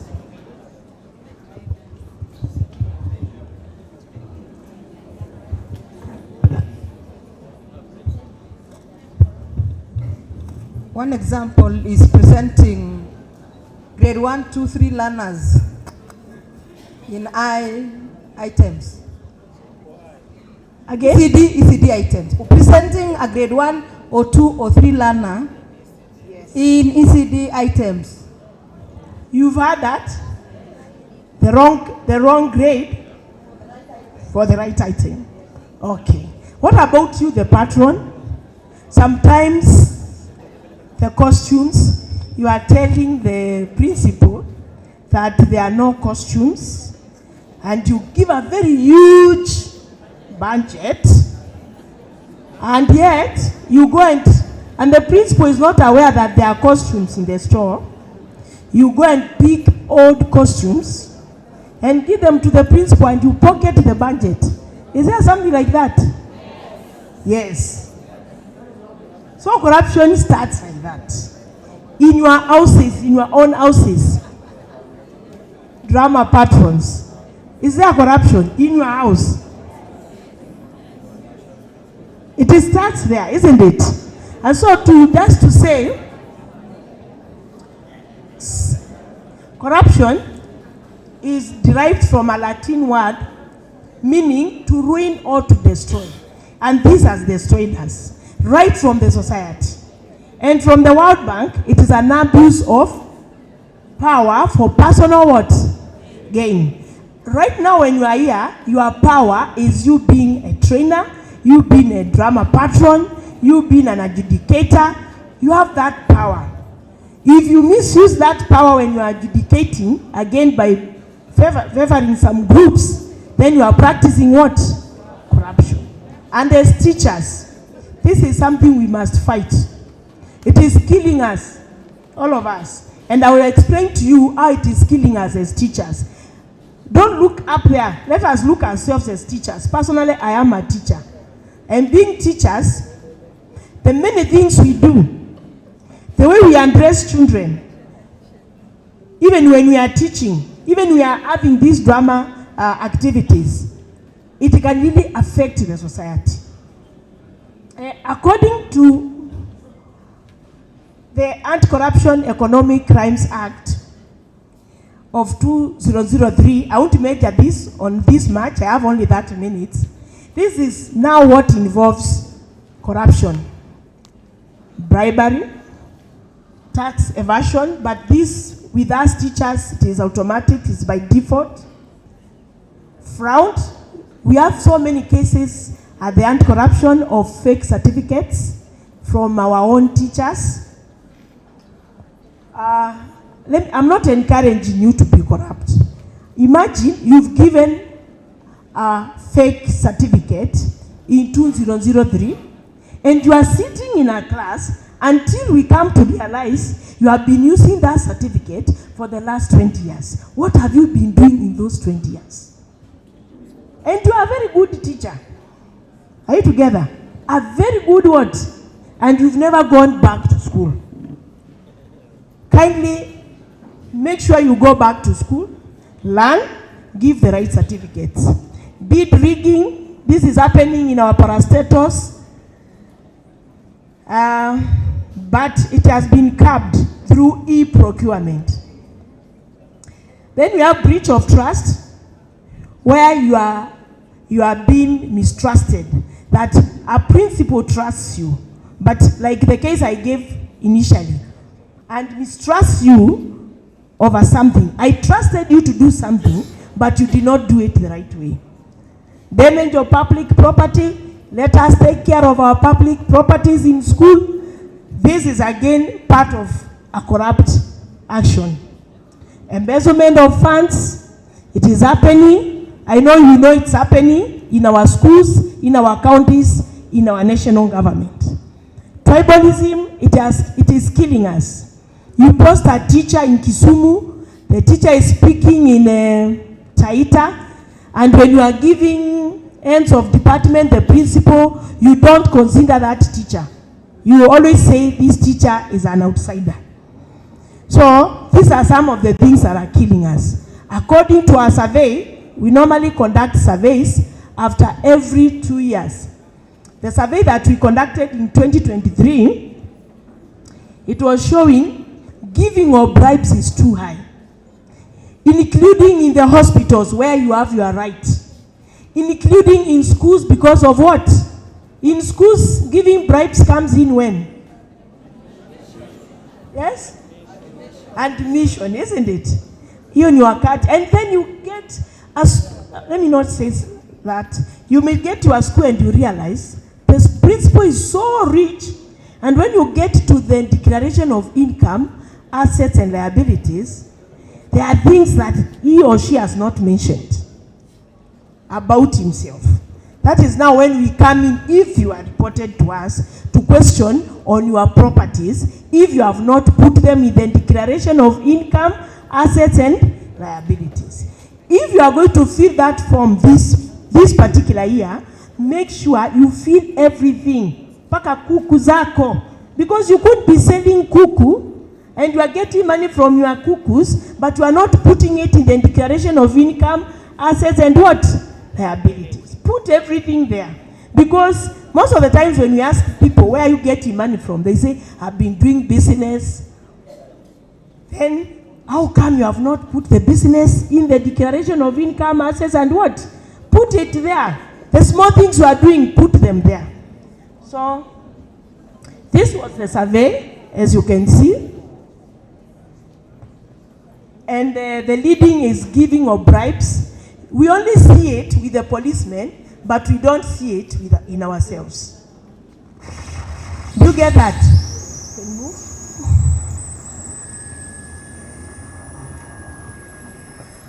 Some of the causes of corruption is greed, bad governance, favorism, weak civil society, apathy, and weak laws. As drama teachers, what we are saying, give scripts, if it is dramatized chorovers, dramatized singing game, dramatized chorovers, can you change the society through that drama? Please, as script writers, as patrons of drama, as anti-corruption, we are asking you to come up with scripts that are talking to the society. The society is me and you. There are songs that you used to listen to during Moi's era.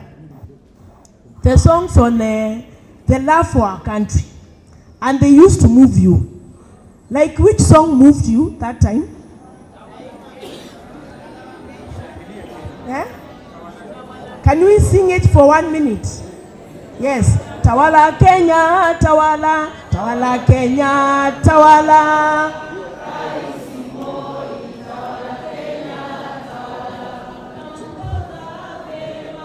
Naongoza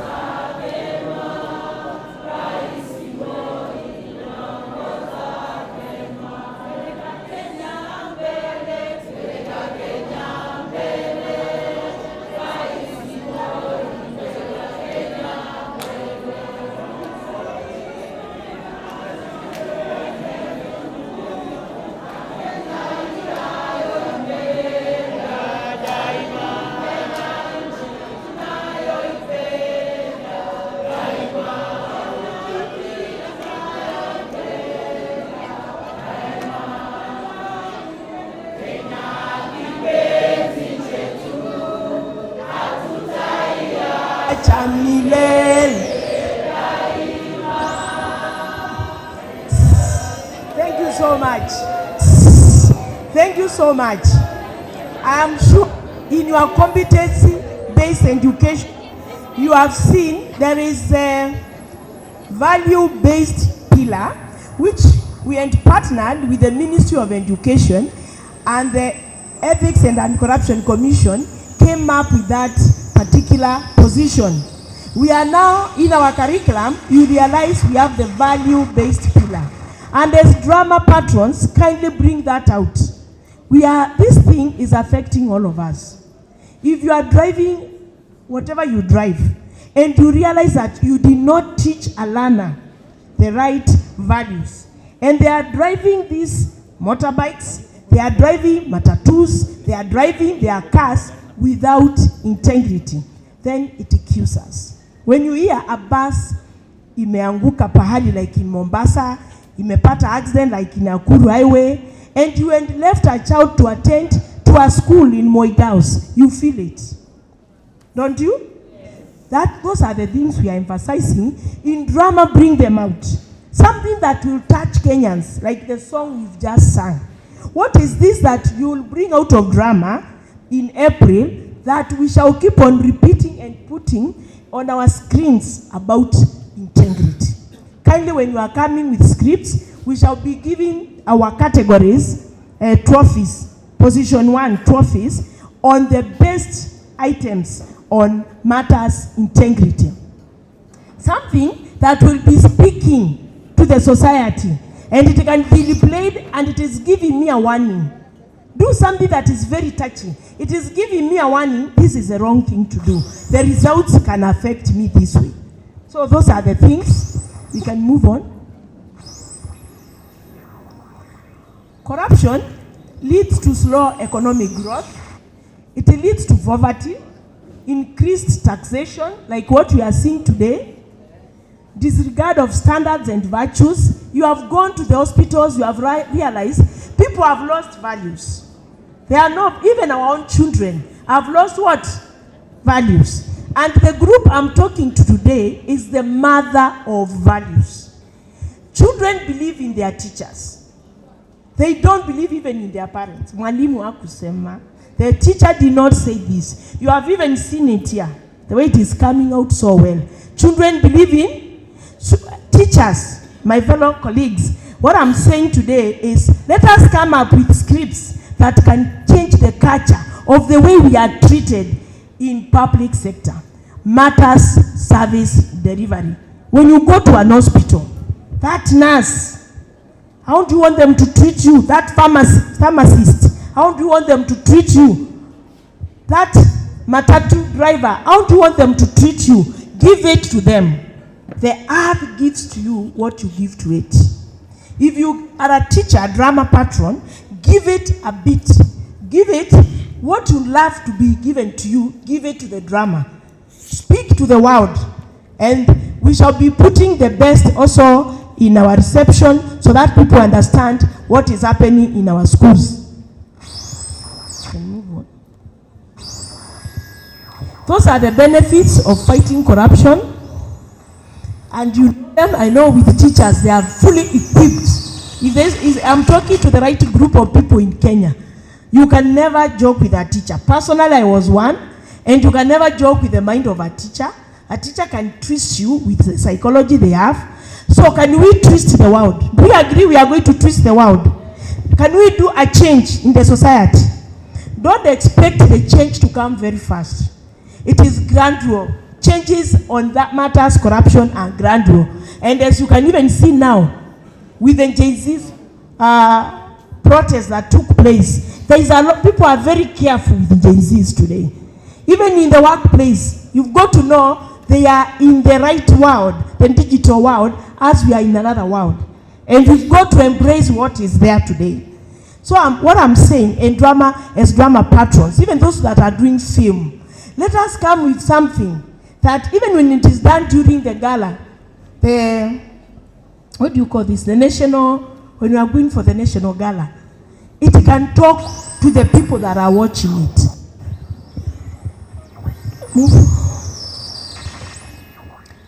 Move on. Just move on.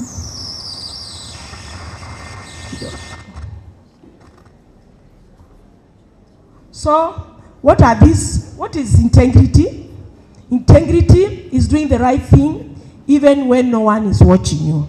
Is this integrity being taught in our schools? Is it going to come out in our drama? There is personal integrity, what yourself you think is right, and as a person you demonstrate it. There is professional integrity, the way you behave, that is the code of conduct and ethics. I am sure everyone knows about the code of conduct. All must obey the rule of law. All must be trusted by the public. And the question is, as a drama, as a trainer, as a drama patron, as an adjudicator, can you be trusted as a professional? And whatever you are going to do as a drama patron, you are a professional in that area. And there is one thing I have seen. When you are looking at the skits that were taking place here, you as a teacher, sometimes you see children doing the same, but you punish them and you forget you are a drama teacher. Could be you are killing the skill in that child. So as teachers also get to know, these skills are in our learners. They show them in classes. Even the way they talk to you, you realize this is a drama child. This is a child who can do drama. Do not beat them. Look at the way they were doing things. Embrace what they are doing and encourage it as we embrace competency-based education. So this is what we saw in the survey.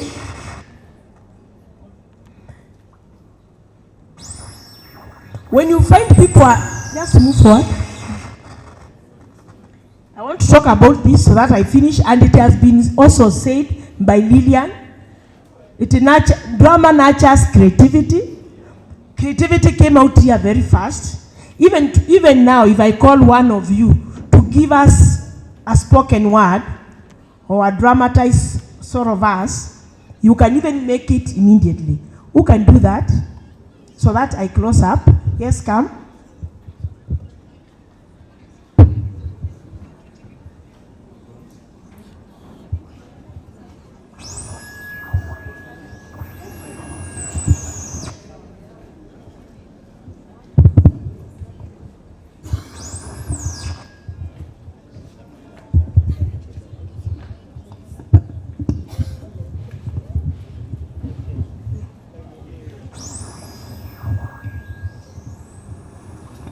Msaili mambo ninayoyapanga, tunda la ufisadi la tubananga, na kuacha taifa letu sisi tunabakia kwenye mchanga.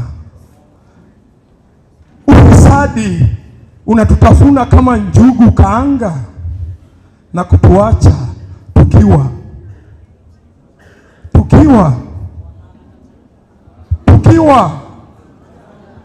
kama kanga waliotolewa manyoya. Ufisadi, tuupige ufisadi, tuufinye ufisadi, ili taifa letu liende kwenye anga, tuabiri mashua ya anga, na taifa litabaki kwenye anga.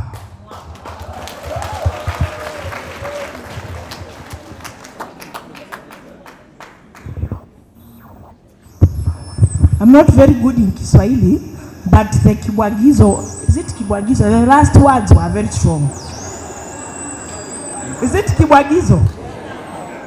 It is taifa itabaki. Taifa ni nani? Sini sisi. I wish you can know everything is about us. From where we are seated, it's about me and teachers, drama patrons. Give the best. Give your best so that we change our society. Some of us are almost retiring. We are leaving the Jay-Z's. And I'll just tell you one thing. Dress code is a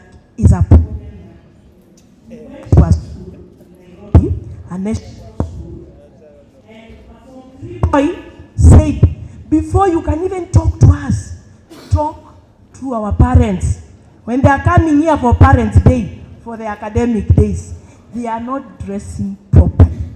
Wewe unaenda na skin tight wapi? Mwalimu. Mzazi. Now I talk to you as a parent again. Are we talking?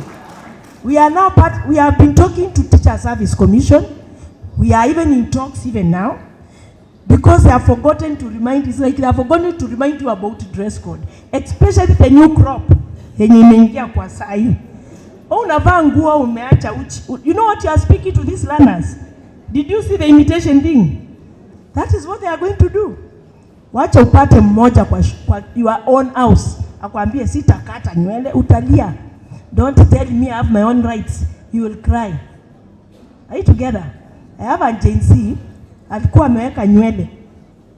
Sorry. Kubwa.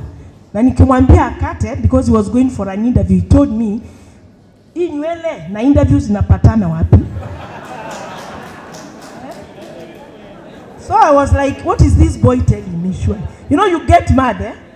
Then I told him, Utakata, said, let the interview, what are you interviewing, Peter? I'm thinking with my head, I'm not thinking with my nywele. Look at that person. I just told him, sit there, and very soon I'm chasing you out of this house. You'll know how to take care of yourself. Kidogo kidogo niliona imeka. And then he told me, when is the interview? I told him, imeisha. Ngojea another, if you'll ever get it. These children, if we don't display the right characters, especially in this drama, display something to change the society. Those that think they are Gen Zs as teachers, you are going to have the same crop. Kindly dress properly. Men, the Gen Zs, wear right trousers. These children are I think Gen Zs. So you know what is happening? Mmoja alituambia pia in Embu. Me, there is nothing that you can stop me from loving my teacher. I admire the way he puts on his trousers. Look at that. We call them because we establish integrity clubs. And it is through these integrity clubs that they are telling us what is happening in the schools. Teachers, drama patrons, trainers, let us speak in one voice. Things are not very good.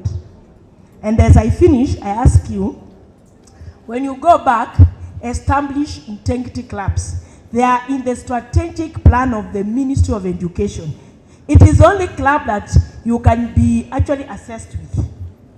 Tuko pamoja. Every other club put integrity. Ukiwa na peace club, weka integrity. Ukiwa na farmers club, weka nini? Integrity. Let it be at the top for us to change this culture. And then, as I finish, we shall be meeting during the national drama festivals. We shall be looking at what we are doing. We shall award our best, the best that will be display matters integrity. Don't talk badly about your country. Give us the advice. What is this we are supposed to do? What is this we are supposed to do to change the culture of our children, to change the culture of our leaders, to change the society generally? And as I finish,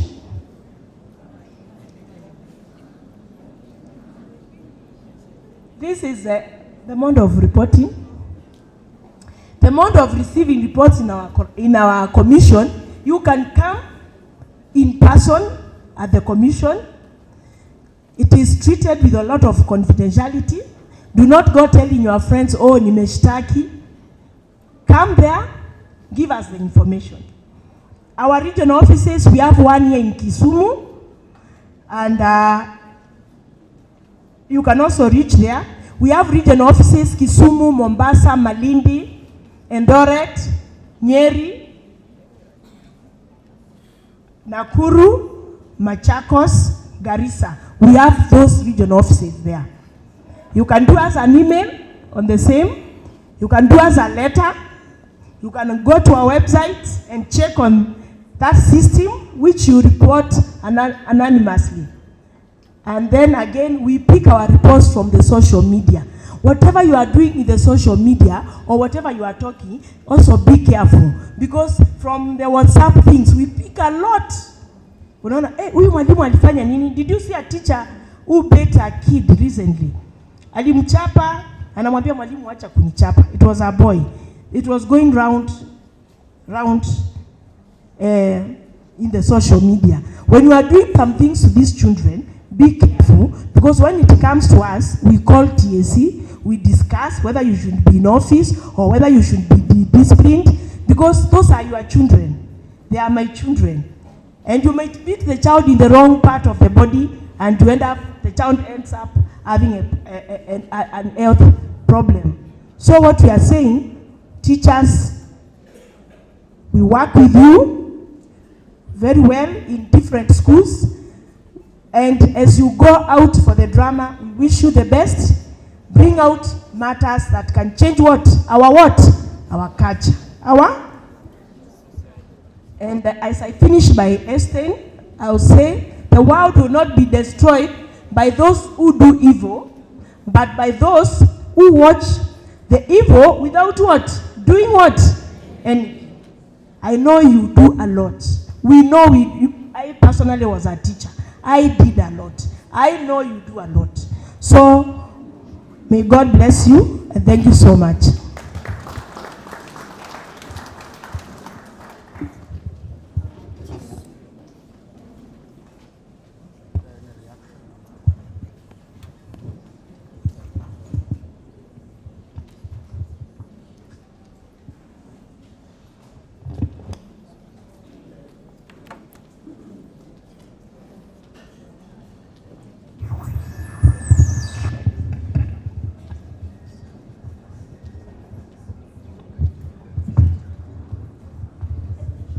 Madam is still around in case you have any question, anything you want to be cleared, you'll interact with her. In the meantime, I'll call Nyakwar Dani to appreciate. Thank you, Bwana Manoa. We've been taught about integrity and about how we can change the society. So on day one, the Vice Chair, Madam Jael, taught us the St. Clair's way of clapping.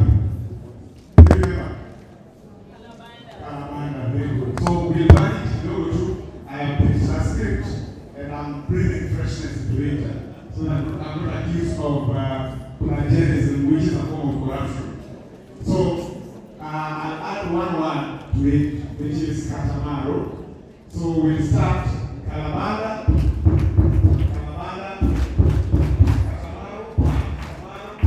then Señorita,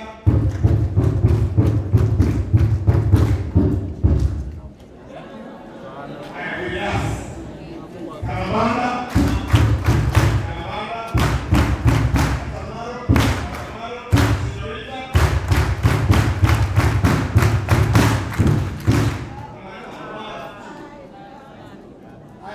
now we can perform. So, 3, 2, and you be proper. Caravana, Caravana, Catamaro, Señorita. Thank you.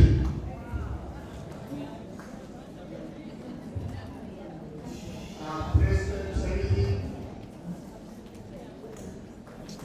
on the fine. All facilitators, let's have a meeting after this. Secretary, all facilitators, let's meet at the Secretariat.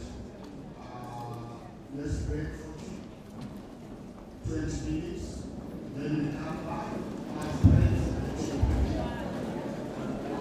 All facilitators and committee, break for the children.